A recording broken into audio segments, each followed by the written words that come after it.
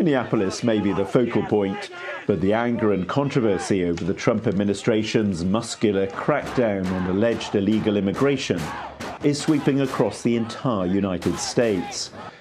So Donald Trump's spokesperson was in defensive mode at Monday's White House briefing. Thanks for coming. This tragedy occurred as a result of a deliberate and hostile resistance by Democrat leaders in Minnesota.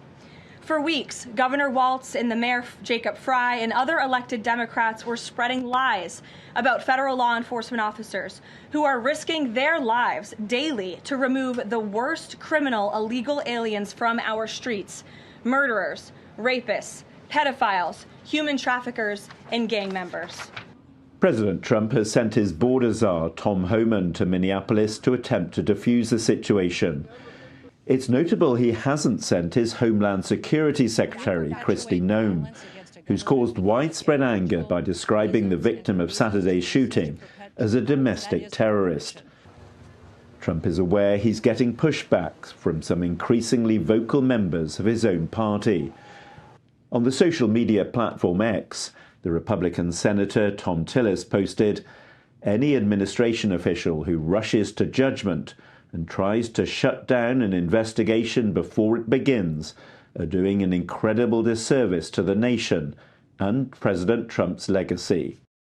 And his colleague Bill Cassidy commented, "The events in Minneapolis are incredibly disturbing. The credibility of ICE and DHS are at stake." Public criticism of the Trump administration by Republican lawmakers is still relatively rare. But behind the scenes in Congress, it's understood that many more of the party's members are angry at how the immigration crackdown is playing out. They're particularly concerned about how it might affect their prospects in November's midterm elections. The question is whether any of them will now join with the Democrats to oppose additional funding for the Department of Homeland Security, which oversees the immigration enforcement agency, ICE. It's part of a sweeping funding package that will be voted on later this week. If the budget isn't passed, the US will be heading for another government shutdown. John Brain, TRT World, Washington.